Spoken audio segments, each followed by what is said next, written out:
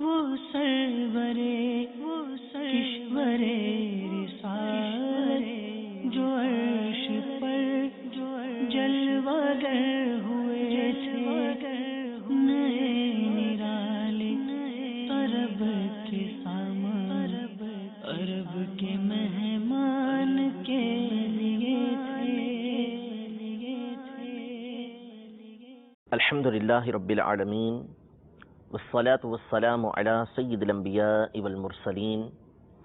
اما بعد فاعوذ باللہ من الشیطان الرجیم، بسم اللہ الرحمن الرحیم۔ الصلاة والسلام علیک یا رسول اللہ وعلی آلک واصحابک یا حبیب اللہ، الصلاة والسلام علیک یا نبی اللہ وعلی آلک واصحابک یا نور اللہ۔ مدنی چینل کے ناظرین، الحمدللہ عز و جل سلسلہ معراج مصطفیٰ صلی اللہ تعالیٰ علیہ وآلہ وسلم میں ایک مرتبہ پھر حاضر ہیں۔ کل کے سلسلے میں ہم نے سبحان الذی اسری بعبدہ لیلا من المسجد الحرام الى المسجد الاقصى الذی بارکنا حولہ لنریہ من آیاتنا انہ هو السمیع البصیر، اس آیت میں جو پہلا کلمہ سبحان بیان ہوا ہے، اس کو بیان کرنے کی کوشش کی تھی کہ کیوں اللہ تبارک و تعالی نے سبحان کے ساتھ ابتدا فرمائی، اس میں کیا کیا حکمتیں ہیں کہ اللہ تبارک و تعالی نے نبی کریم صلی اللہ تعالیٰ علیہ وآلہ وسلم کے اس معجزے کو بیان فرمایا کہ اگرچہ مخلوق اس بات پر قادر نہیں، لیکن اللہ تبارک و تعالی ہر عیب سے پاک ہے، وہ رات کے مختصر حصے کے اندر نبی کریم صلی اللہ تعالیٰ علیہ وسلم کو اتنی زیادہ سیر کروا کر واپس لا سکتا ہے۔ آج کے سلسلے میں ہم اگلا حصہ جو سبحان الذی اسری، اسری کا جو لفظ ہے، اس کے بارے میں علماء نے جو بیان فرمایا ہے اس کو بیان کرنے کی کوشش کریں گے۔ اسری اور سرا یہ دونوں طرح کے لفظ استعمال ہوتے ہیں، اور اسری کا مطلب ہوتا ہے رات میں سیر کروانا، رات کے اندر لے جانا۔ عربی زبان کے اندر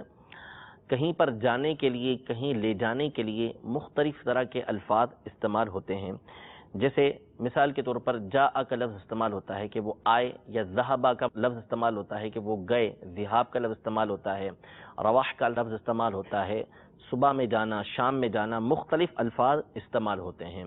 حضور علیہ الصلوۃ والسلام کے لیے جو لفظ استعمال فرمایا اللہ تبارک و تعالی نے، وہ اسری کا لفظ استعمال فرمایا، جس کا مطلب ہوتا ہے کہ رات میں سیر کروانا۔ علماء کرام نے اس لفظ پر غور کر کے اس کی بھی کئی حکمتیں بیان کی ہیں کہ اللہ تبارک و تعالی نے کوئی اور لفظ کیوں استعمال نہیں کیا۔ مثال کے طور پر یہ نہیں فرمایا کہ سبحان الذی ذہب بعبدہ، یعنی پاک ہے وہ ذات کے جو رات کے ایک مختصر حصے میں لے گئی۔ سیر کا لفظ استعمال کیا، تو سیر کا لفظ استعمال کرنے میں کیا حکمتیں ہیں، علماء نے اس کی مختلف وجوہات بیان کی ہیں، اس میں سے کچھ میں آپ کی بارگاہ میں عرض کرنے کی کوشش کرتا ہوں۔ نمبر ایک، پہلے ہم نے یہ بیان کیا تھا کہ اللہ تبارک و تعالی نے نبی کریم صلی اللہ تعالیٰ علیہ وآلہ وسلم کو جو معجزہ عطا فرمایا، جو کمال عطا فرمایا، وہ تمام انبیاء کرام علیہم السلام سے بڑھ کر عطا فرمایا۔ قرآن مجید میں اللہ تبارک و تعالی حضرت سیدنا موسیٰ علی نبینا و علیہ الصلوۃ والسلام کے بارے میں ارشاد فرماتا ہے کہ وَلَمَّا جَاءَ مُوسَىٰ لِمِيقَاتِنَا، ترجمہ کنز الایمان، اور جب موسیٰ ہمارے وعدے پر حاضر ہوا، یعنی موسیٰ علیہ السلام کے لیے یہ ارشاد فرمایا، جب ان کو کلام کے لیے بلایا تو یہ کہا کہ جاء، وہ خود آئے ہمارے پاس، ہماری وادی کی جو جگہ تھی وہاں پر آئے اور ہم سے گفتگو کی۔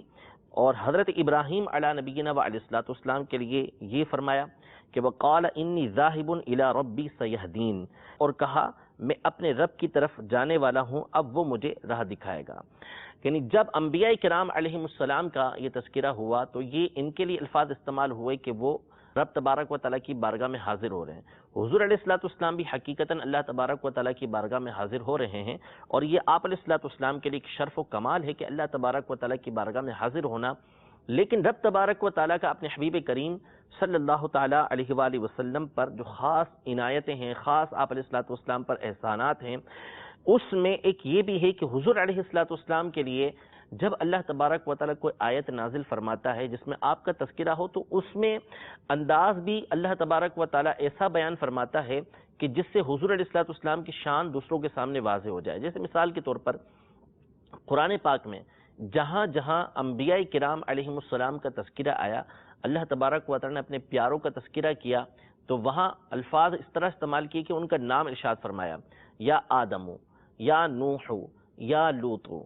یا شعیب یا موسیٰ یا عیسیٰ، یہ اللہ تبارک و تعالیٰ نے انبیاء کرام علیہم السلام کے ناموں کے ساتھ ان کا تذکرہ فرمایا۔ یقیناً انبیاء کرام علیہم السلام کے لیے بڑی سعادت ہے کہ اللہ تبارک و تعالیٰ ان کو نام سے یاد فرمائے، لیکن نبی کریم صلی اللہ تعالیٰ علیہ وسلم کا ایک کمال اللہ تبارک و تعالیٰ کی بارگاہ میں مرتبہ علماء نے یہ بیان فرمایا کہ کہیں بھی قرآن پاک میں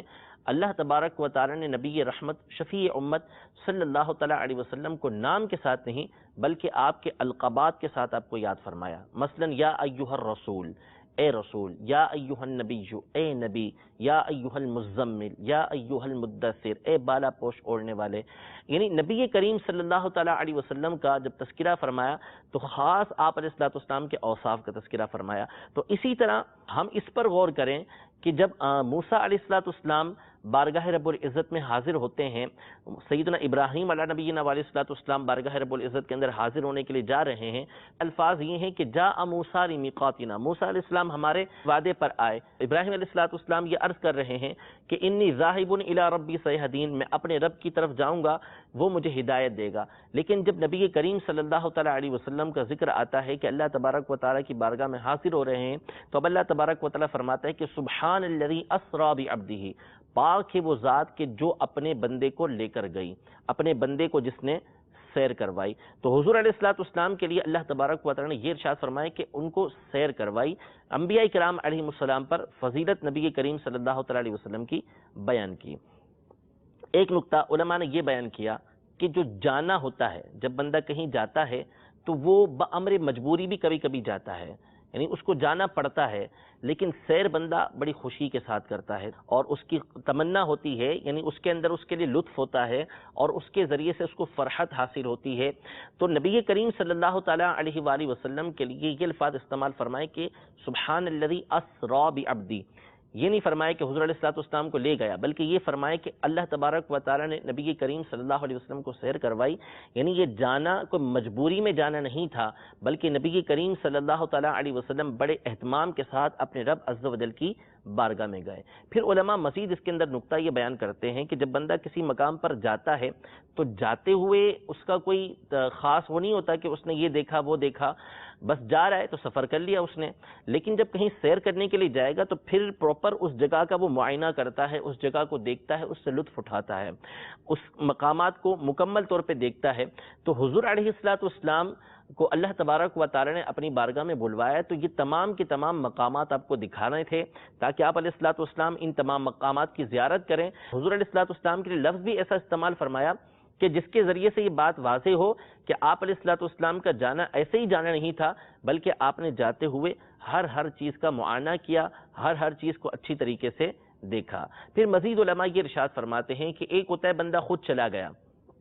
کسی مقام کی سیر کے لیے چلا گیا، اب وہ گیا تو جا کے اس نے دیکھ لیا۔ تو اب جب بندہ پہلی دفعہ کہیں پر جاتا ہے یا ویسے ہی کہیں گیا ہو تو ضروری نہیں کہ وہ تمام کی تمام چیزوں کو دیکھ لے۔ بہت سارے افراد مکہ مدینے جاتے ہیں، بار بار زیارتیں نصیب ہوتی ہیں ان کو،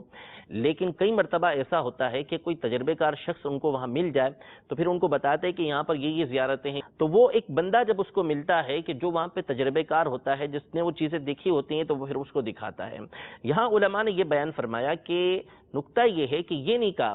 کہ نبی کریم صلی اللہ علیہ وسلم اللہ کی بارگاہ میں سیر کرتے ہوئے پہنچے، یعنی مقامات کو دیکھتے ہوئے پہنچے، یہ فرمایا کہ اللہ تبارک و تعالی نے سیر کروائی۔ تو جب رب تبارک و تعالی نبی کریم صلی اللہ تعالی علیہ وسلم کو اپنی بارگاہ میں بلائے اور ان مقامات کی سیر کروائے تو پھر کون سا ایسا مقام ہے کہ جو نبی کریم صلی اللہ تعالی علیہ وسلم کی نظروں سے مخفی رہ سکتا ہے کہ خود اللہ تبارک و تعالی نبی کریم صلی اللہ تعالی علیہ وسلم کو سیر کروانے والا ہے۔ علماء کرام پر اللہ تبارک و تعالی کے خصوصی فضل و کرم ہے کہ نبی کریم صلی اللہ تعالی علیہ وسلم کی شان میں وارد ہونے والی آیات کے اندر ایسے نکات کو بیان کرتے ہیں کہ جس سے روح خوش ہو جاتی ہے۔ کہ دیکھیں کہ ایک آیت تھی کہ جس میں اللہ تبارک و تعالی نے بیان فرما دیا کہ وہ ذات پاک ہے کہ جو اپنے بندے کو راتوں رات لے گئی، سیدھی آیت ہے، لیکن انہوں نے کتنا غور و فکر کیا کہ اس میں سے پہلے اس بات کو بیان کیا کہ سبحان کے فوائد کیا ہیں، پھر اس کے بعد اسرا کے اوپر غور کرتے رہے کہ اللہ تبارک و تعالی نے رات کے مختصر حصے میں سیر کروانے کا لفظ استعمال کیوں کیا، لے جانے کا لفظ استعمال کیوں نہیں کیا، آنے کا لفظ استعمال کیوں نہیں کیا،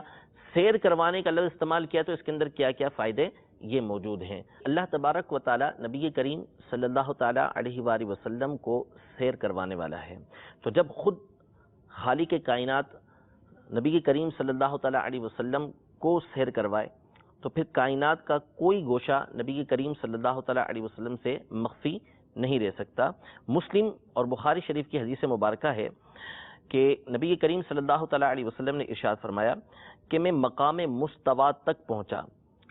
انشاءاللہ اس کی تفسیر آگے آئے گی کہ مقام مستوی کیا ہے۔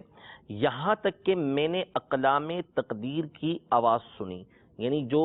قلم تقدیر کو لکھ رہے ہیں ان کی آواز کو میں نے سنا۔ اس کی شرح کرتے ہوئے علامہ بدر الدین عینی رحمۃ اللہ تعالی علیہ اپنی کتاب عمدۃ القاری میں ارشاد فرماتے ہیں کہ اس کا معنی یہ ہے کہ میں اس مقام تک جا پہنچا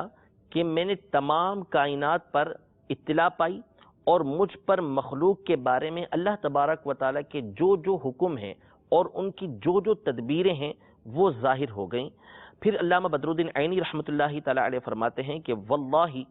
هو المنتهى الذي لا تقدم فيه لأحد علی، یعنی یہ وہ مقام ہے کہ جس پر نبی کریم صلی اللہ تعالی علیہ وآلہ وسلم کے علاوہ کوئی شخص نہیں پہنچا۔ آپ علیہ الصلوۃ والسلام کا مقام و مرتبہ ہے کہ یہاں تک اللہ تبارک و تعالی نے آپ علیہ الصلوۃ والسلام کی ذات کو پہنچایا۔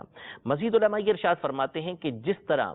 لفظ سبحان کے ذریعے اللہ تبارک و تعالی نے جو لوگ اعتراضات کر رہے تھے ان کے منہ کو بند کیا کہ اگرچہ کہ یہ چیز عادتاً مشکل ہے، عادتاً محال ہے، لیکن لے جانے والی ذات اللہ تبارک و تعالیٰ کی ہے کہ جو ان تمام عیب سے پاک ہے، اسی طرح لفظ اسرا کے ذریعے بھی تمام لوگوں کا منہ بند کر دیا کہ یہ سیر خود سے نبی کریم صلی اللہ تعالیٰ علیہ وسلم کرنے والے نہیں بلکہ کروانے والی ذات رب تبارک و تعالیٰ کی ہے، لہذا اس پر کسی طرح کا کوئی اعتراض ہو نہیں سکتا۔ اللہ تبارک و تعالی ہم سب کو بھی نبی کریم صلی اللہ تعالی علیہ وسلم کی ان عنایتوں میں سے حصہ عطا فرمائے کہ جو اللہ تبارک و تعالی نے نبی کریم صلی اللہ علیہ وسلم کو معراج کی رات خاص عطا فرمائی اور آپ علیہ الصلوۃ والسلام کے فضائل و کمالات کو بیان کرنے کی توفیق عطا فرمائے۔ آمین بجاہ النبی الامین صلی اللہ تعالی علیہ وآلہ وسلم۔ وہ سرورے کشورے رسالت جو عرش پر جلوگر ہوئے تھے، نئے نرالے عرب کے سامان، عرب کے مہمان